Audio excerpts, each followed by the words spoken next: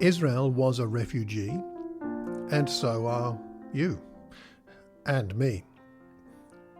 Hello, Malcolm here, and welcome to Quiet Time Coaching episode 437 and the second part of our Refugee series. Now, refugees are in the news. I'm sure they wish they weren't. There are around 35 million refugees today, all around the world. That's the equivalent of the combined populations of Ireland, Costa Rica, New Zealand, Lebanon, Palestine, and Liberia. Sadly, refugees are not a modern issue.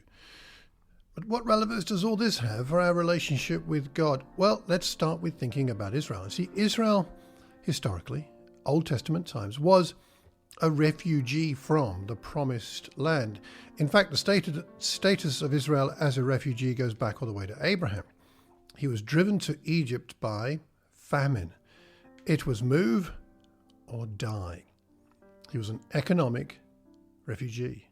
Genesis 12 verse 10, there was famine in the land, and Abram went down to Egypt to live there for a while because the famine was severe. And the situation is repeated for his grandson, Jacob, also called Israel. Genesis 47 verses 3 and 4, we have come to live here, Egypt, for a while because the famine is severe in Canaan, and your servants' flocks have no pasture. So now, please, let your servants settle in Goshen. So Israel, as Abraham's grandson and as the people of God, were shaped by movement, displacement, and longing. Would they ever find a home? The promise of a land was made to Abraham and specifically reiterated to Jacob in Genesis 35 verse 12. The land I gave to Abraham and Isaac I also give to you, and I will give this land to your descendants after you. Yet, despite those promises, they were denied settled, ongoing residence for hundreds of years. This was a people characterized by longing. And I think that's where we find the connection for ourselves and our relationship with God, because we also are, in a sense, refugees in this world longing for a land, because you and I live in the already but not yet land.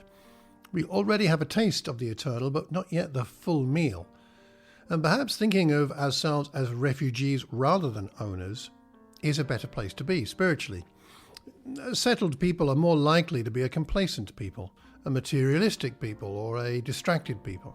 Refugees know that they are not yet home. They don't worry about permanence. They accept the temporary. Not to say that this is easy, it is not. It's a bit like what it says in 2 Corinthians chapter 5 verse 2, meanwhile we groan, longing to be clothed instead with our heavenly dwelling. Longing is a characteristic of a Christian on some level. We have a contentment of a certain type, but yet there is still a longing within us because we're not yet home. Hebrews 11 verse 16, they were longing for a better country, longing for it, a heavenly one. Therefore God is not ashamed to be called their God, for he has prepared a city for them. That city is prepared, but we're not yet there. So how do you feel about being a refugee in this world? Our life here is, for most of us, quite long, and so it might not feel like the life of a refugee. Perhaps you have already got married and have children, or even grandchildren like I do now.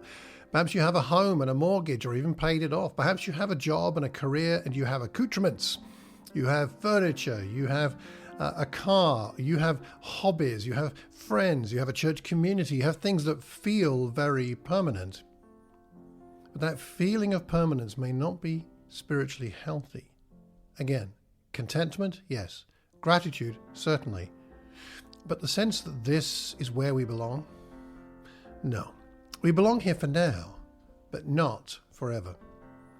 So why not spend some time in prayer with God, contemplating what advantages your refugee status brings you? Could you pray about that and perhaps list them, and then send me your thoughts, send me your list of advantages your refugee status brings you. I would love to see that. If you could email me, malcolm@malcolmcox.org, I'd be very grateful.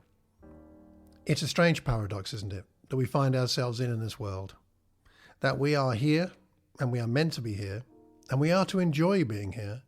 We are to invest in being here.